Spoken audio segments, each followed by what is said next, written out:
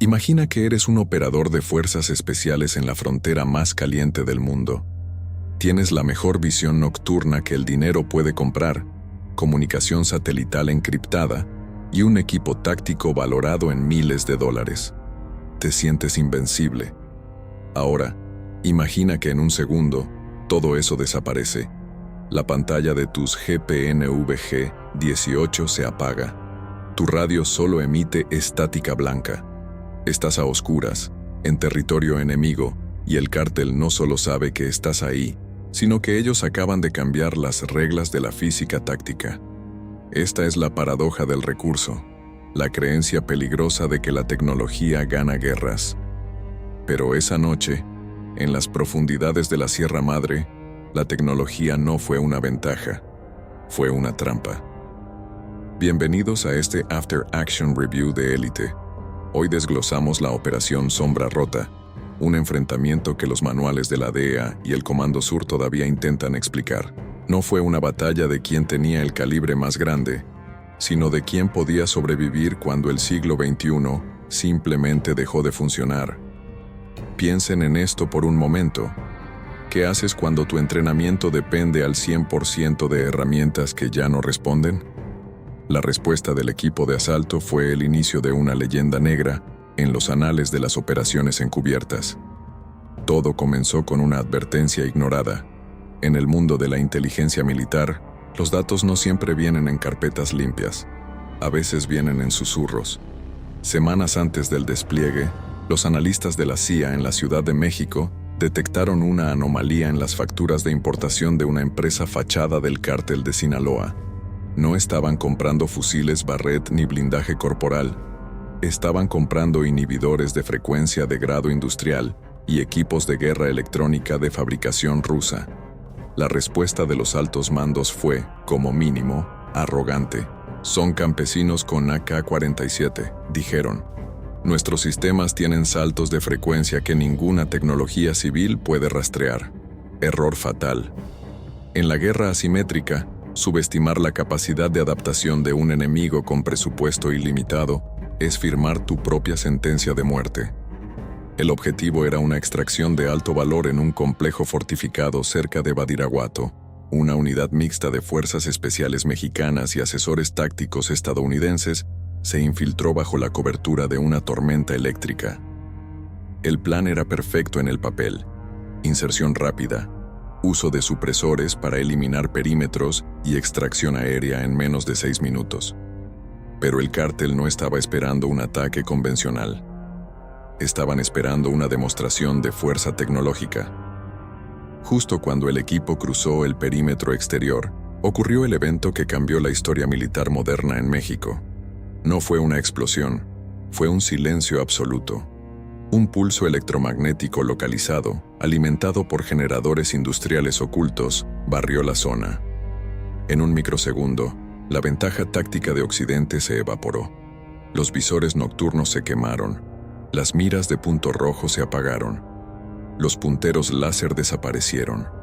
Estaban ciegos. Estaban mudos. Y estaban en el patio trasero de los hombres más violentos del planeta. Aquí es donde entra el punto de no retorno. Imagina la sensación de pesadez. Sin comunicaciones, no hay apoyo aéreo. Sin GPS, el punto de extracción es solo una coordenada abstracta en un mapa que no puedes ver. El equipo se encontró en lo que los analistas llaman el vacío táctico. La mayoría de las unidades habrían entrado en pánico. Se habrían retirado desordenadamente, convirtiéndose en presas fáciles para los francotiradores del cártel que, curiosamente, estaban usando miras de hierro y antorchas rudimentarias. Pero aquí es donde la narrativa da un giro que nadie esperaba. El cártel cambió el plan porque pensaron que, al quitarles los juguetes, les habían quitado los dientes. Pensaron que un soldado moderno sin electricidad es solo un hombre asustado en un uniforme caro. Pero se olvidaron de una cosa: el instinto no necesita baterías. Lo que siguió no fue una retirada, fue un pivote táctico contraintuitivo que desafió toda lógica operativa. El comandante de la unidad, un veterano de operaciones negras cuya identidad sigue siendo clasificada, dio una orden que se ha vuelto mítica en los círculos de operadores. Regresen al acero y a la sombra. En lugar de intentar reparar los equipos o forzar una salida desesperada, el equipo hizo lo impensable. Se despojaron del peso muerto. Tiraron los cascos con monturas de visión nocturna inutilizadas. Se deshicieron de los chalecos pesados que solo estorbaban en el combate cuerpo a cuerpo en la maleza densa. Volvieron a lo básico. Volvieron a la guerra que se libraba antes de que existieran los satélites. Pero ¿cómo te enfrentas a un enemigo que tiene la ventaja del terreno y la superioridad numérica cuando no puedes ver a 2 metros de distancia? La respuesta es la adaptación asimétrica. Mientras el cártel celebraba lo que creían que era una victoria fácil, moviendo a sus sicarios para rodear una unidad que suponían paralizada, los operadores empezaron a usar el entorno en su contra. Utilizaron el sonido de la lluvia como cobertura sónica. Utilizaron el barro como camuflaje térmico pasivo. Pero, sobre todo, utilizaron la psicología del miedo. El cártel esperaba encontrar soldados desorientados. En su lugar, encontraron fantasmas que atacaban desde los ángulos más improbables. Es fascinante analizar la arrogancia del cártel en este punto. Habían gastado millones en tecnología para neutralizar tecnología, pero no tenían un plan para enfrentar a hombres que habían decidido que el fracaso no era una opción, incluso si tenían que pelear con cuchillos y piedras. El cártel había cambiado todo el plan para forzar un combate de baja tecnología, asumiendo que en ese terreno ellos eran los reyes. No entendieron que un operador de élite no es peligroso por lo que lleva en las manos, sino por lo que tiene en la cabeza. Pero aquí no terminó la noche. De hecho, el verdadero horror para el cártel apenas comenzaba, porque cuando quitas la luz y las comunicaciones, no solo ciegas al enemigo, creas un escenario donde el caos es el único soberano. Y en el caos, el que mejor se mueve no es el que tiene más hombres, sino el que tiene más disciplina. ¿Cómo es posible que un grupo reducido de hombres, sin un solo gramo de equipo electrónico funcional, lograra infiltrarse en el corazón del complejo enemigo? ¿Cómo lograron convertir una trampa tecnológica en una masacre unilateral? La respuesta reside en un concepto que el cártel no pudo prever: el colapso psicológico por incertidumbre. Verán, cuando tú planeas una emboscada basada en la superioridad técnica, y el enemigo no solo sobrevive, sino que te ataca con una ferocidad primitiva, tu realidad se rompe. Los sicarios empezaron a dudar. Empezaron a dispararse entre ellos en la oscuridad. El plan del cártel se estaba devorando a sí mismo desde adentro. Pero no se equivoquen. Esto no fue una película de acción con un final feliz garantizado. Fue una lucha agónica, centímetro a centímetro, en el lodo y la sangre. Una lucha donde la falta de equipo obligó a estos hombres a alcanzar un estado de conciencia táctica que muy pocos seres humanos experimentarán jamás. En la siguiente parte, analizaremos el momento exacto en que la estructura de mando del cártel se quebró. Veremos cómo la pérdida de equipo, que debía ser la sentencia de muerte del equipo de fuerzas especiales, se convirtió en su arma más letal, y cómo, al final del día, el cártel descubrió que hay algo mucho más aterrador que un dron de vigilancia. Un hombre que no tiene nada que perder y que sabe exactamente dónde estás, incluso en la oscuridad más absoluta. Prepárense, porque esto es solo el comienzo del análisis. La noche apenas empezaba, y el precio de la supervivencia estaba a punto de subir. Mantengan la posición. El AR continúa. El despliegue de tecnología de punta suele dar una falsa sensación de invulnerabilidad. El cártel de Sinaloa, o cualquier estructura criminal de alto nivel en México, lo sabe. Esa noche, ellos no solo querían ganar, querían humillar a las fuerzas del Estado. Al activar los inhibidores de frecuencia de grado militar y los pulsos electromagnéticos localizados, los sicarios no solo apagaron las radios, apagaron la civilización dentro de ese perímetro de 5 kilómetros. Pero aquí es donde el análisis táctico se vuelve interesante. La ausencia de tecnología eliminó el ruido, dejando solo la señal. Imaginen la escena. Un equipo de operaciones especiales, acostumbrado a los visores nocturnos de fósforo blanco de 4 tubos que cuestan lo que una casa pequeña, se queda ciego de repente. Los dispositivos GPNV-G18 se convierten en ladrillos de plástico pesado colgados del casco. Los punteros láser infrarrojos son inútiles. La red de datos tácticos que muestra la posición de cada aliado desaparece. En ese instante, el soldado promedio entra en pánico, pero el operador de élite regresa a lo básico, la anatomía del combate.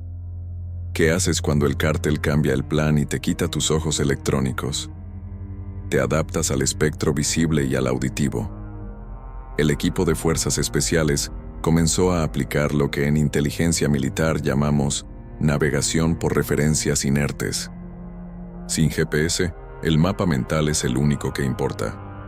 Utilizaron la inclinación del terreno y el flujo del agua de lluvia en las zanjas para orientarse. El cártel, por otro lado, cometió el error clásico de la soberbia. Asumieron que porque ellos tenían linternas y superioridad numérica, tenían el control.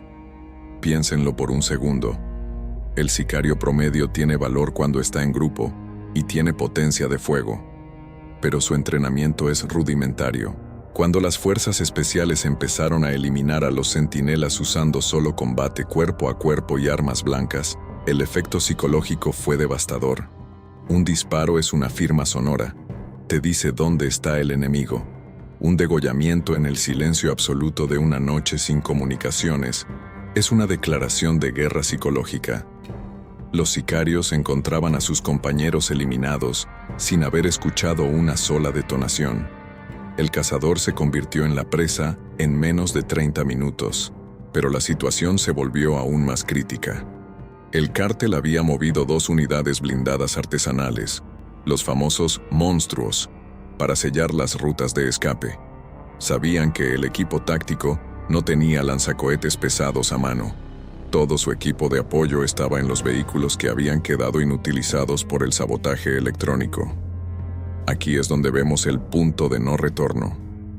Sin equipo antitanque, cualquier unidad convencional se habría rendido o habría sido masacrada.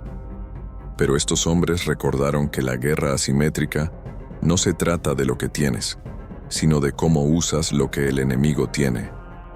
Utilizaron explosivos de demolición que llevaban en sus mochilas, diseñados originalmente para brechar puertas, y los colocaron estratégicamente en los ejes de los blindados.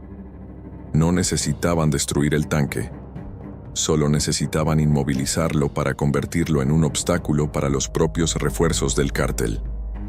Es pura física aplicada al combate. Al bloquear el camino principal con el propio equipo del enemigo, las fuerzas especiales canalizaron el flujo del combate hacia una zona de muerte de su propia elección. Sin embargo, hay un detalle que muchos pasan por alto en este AAR. La pérdida de equipo no fue solo física, fue informativa.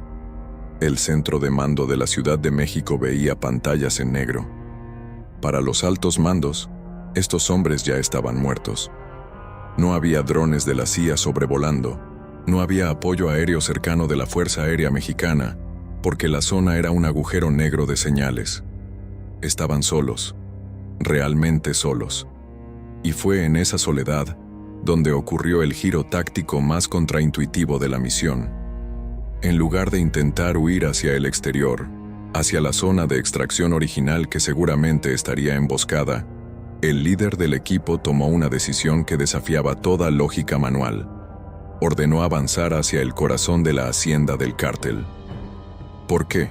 Porque en el centro del complejo es donde el inhibidor de señal era menos efectivo contra sus propios sistemas de seguridad.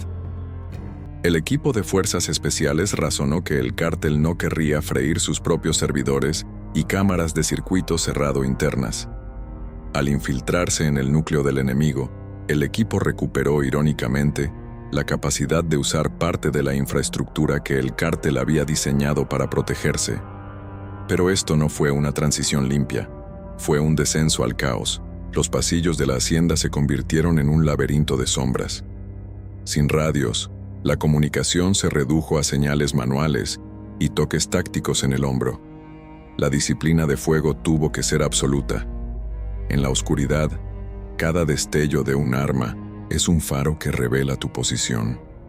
El equipo aprendió a disparar en ráfagas controladas de 2 rondas, moviéndose inmediatamente después de cada contacto.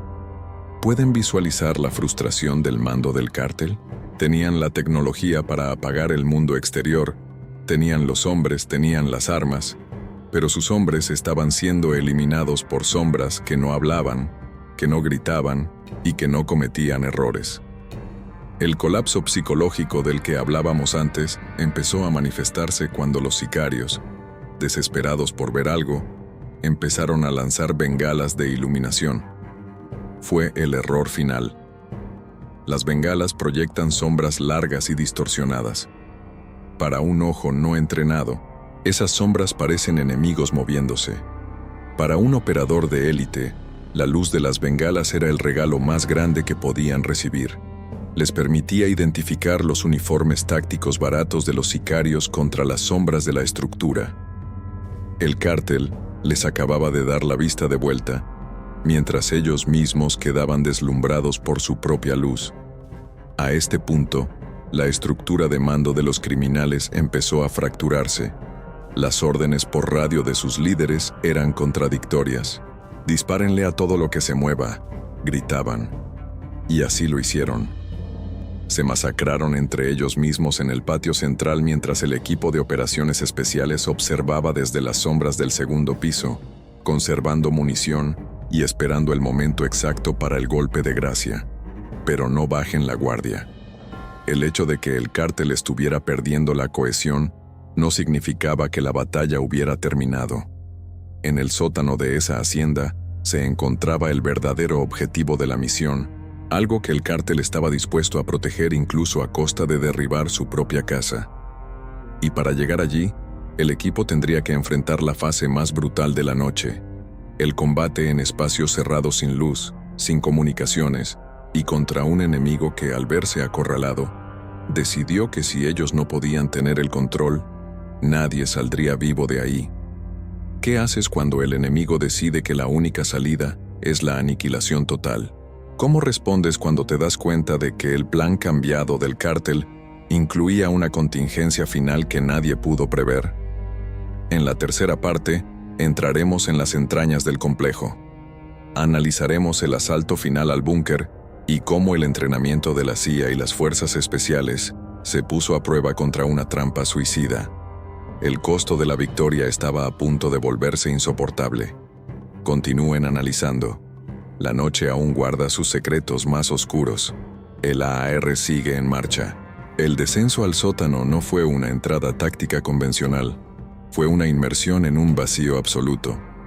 Al cruzar el umbral de la escalera principal, el equipo de operaciones especiales dejó atrás incluso la luz errática de las bengalas del patio.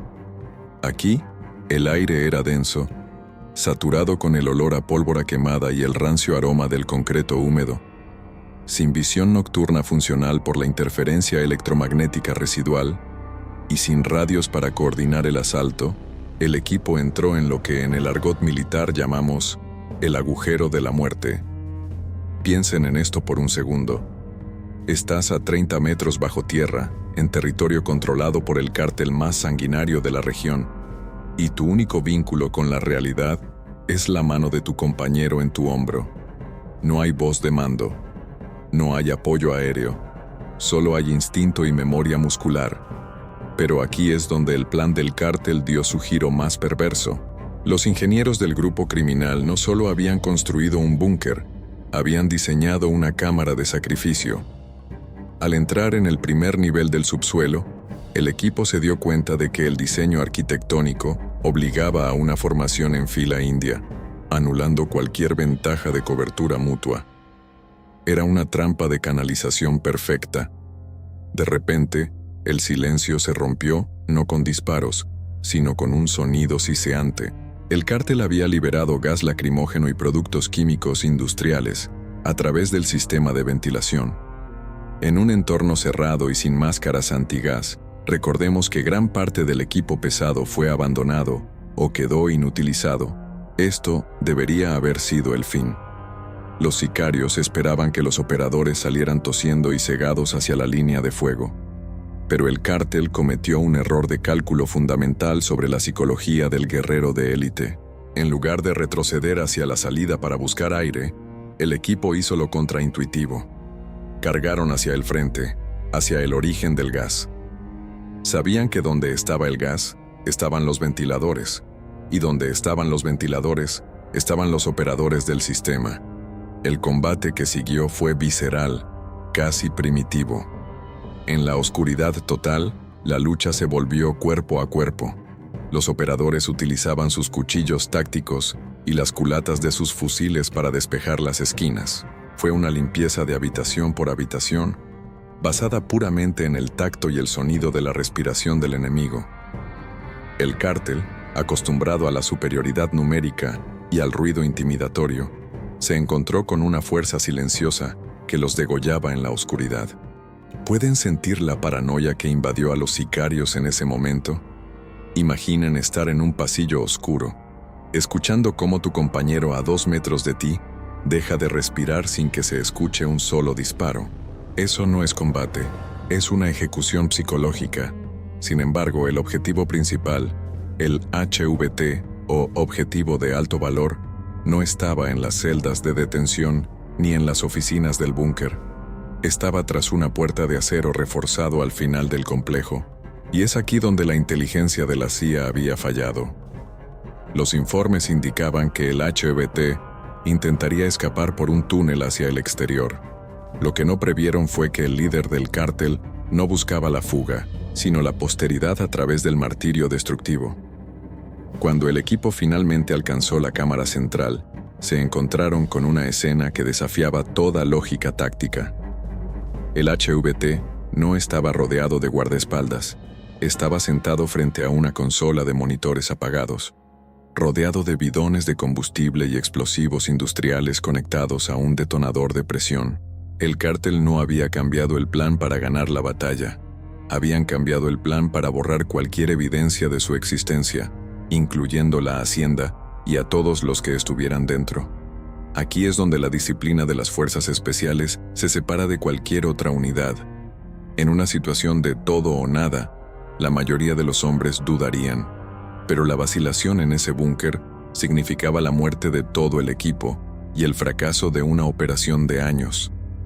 El líder del equipo, utilizando una linterna de mano por apenas una fracción de segundo, identificó no al líder del cártel, sino los cables que conectaban el detonador.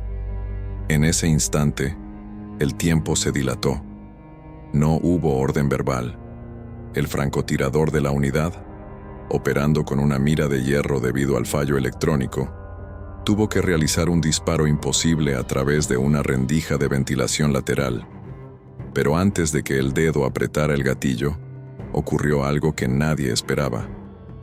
El sistema de comunicaciones, muerto durante horas, emitió un estallido de estática blanca tan fuerte que desorientó a todos en la habitación. No era una interferencia del cártel, era algo más, una señal externa, potente y disruptiva, que venía desde arriba. ¿Quién más estaba en esa frecuencia? ¿Quién tenía la capacidad de saturar un búnker blindado con una señal de interferencia de grado militar justo en el momento del clímax? La respuesta a esa pregunta cambiaría la naturaleza de la misión para siempre. El equipo se dio cuenta de que no eran los únicos jugadores en el tablero esa noche.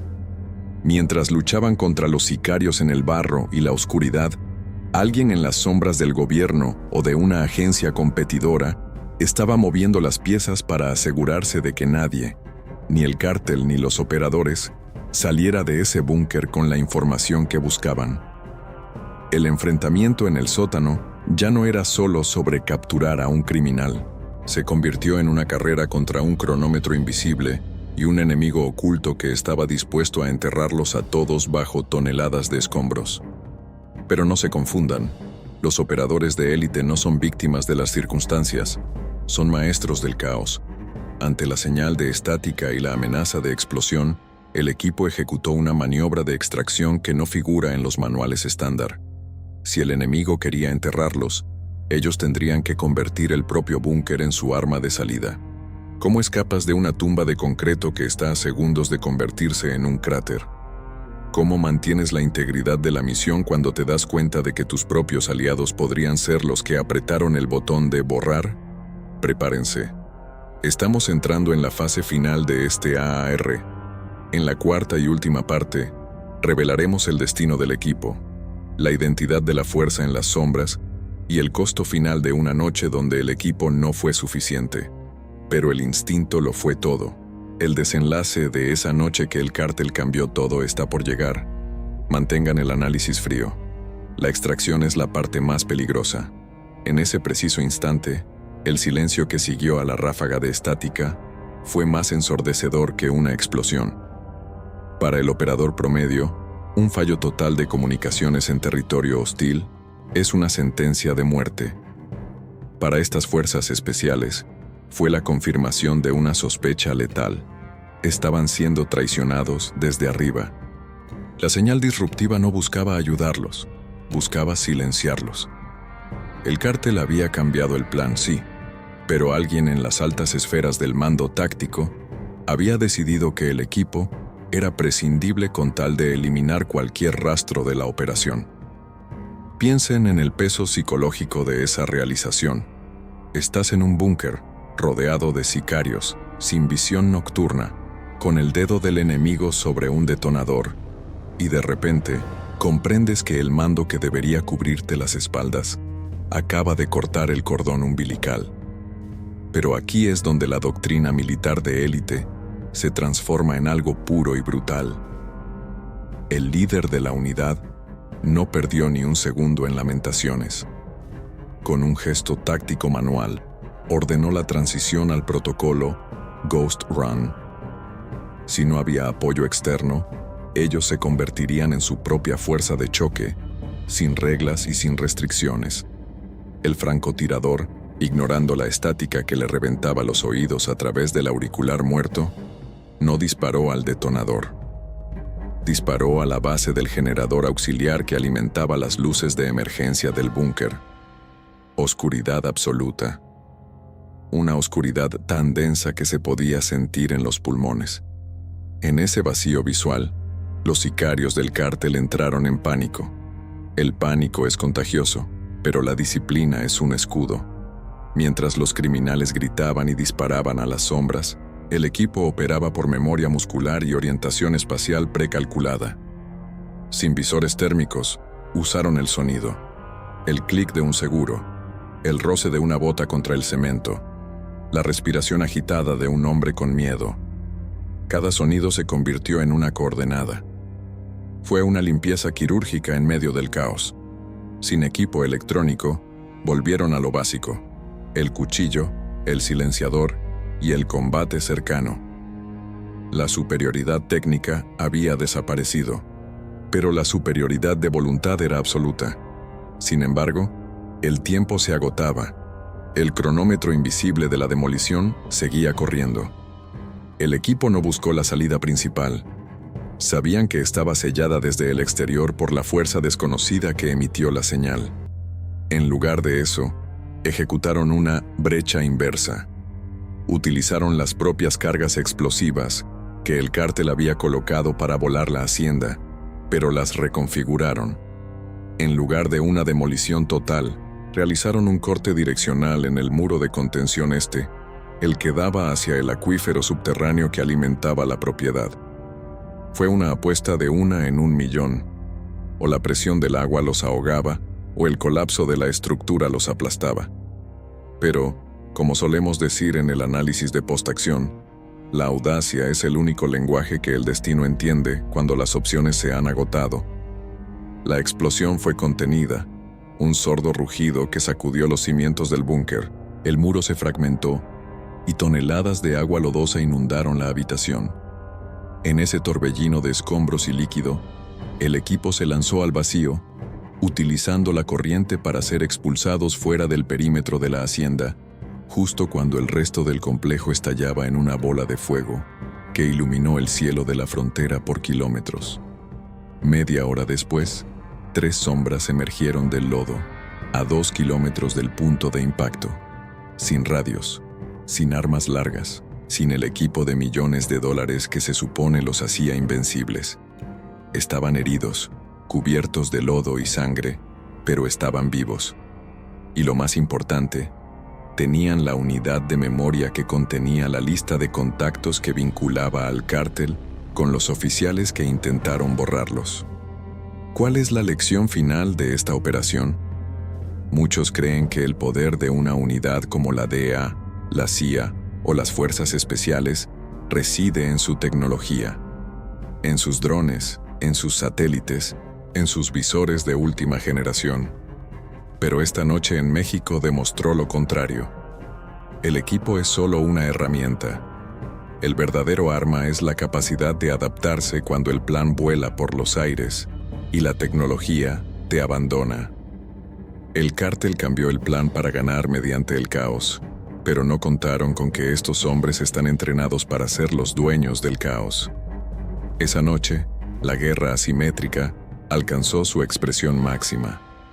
No fue una victoria de manual, fue una supervivencia de instinto. Al final del día, el informe oficial dirá que hubo un fallo técnico y que la hacienda fue destruida por un accidente interno del cártel. No habrá medallas públicas, no habrá reconocimiento en las noticias, pero en los pasillos de la inteligencia militar se contará la historia de los hombres que lucharon sin equipo y ganaron una batalla que nunca debieron haber sobrevivido. Cuando el sistema falle, cuando las luces se apaguen y cuando tus propios aliados te den la espalda, solo te queda una cosa: tu entrenamiento y el hombre que tienes a tu lado. Fin del análisis de post-acción. Misión cumplida. Fuera de frecuencia.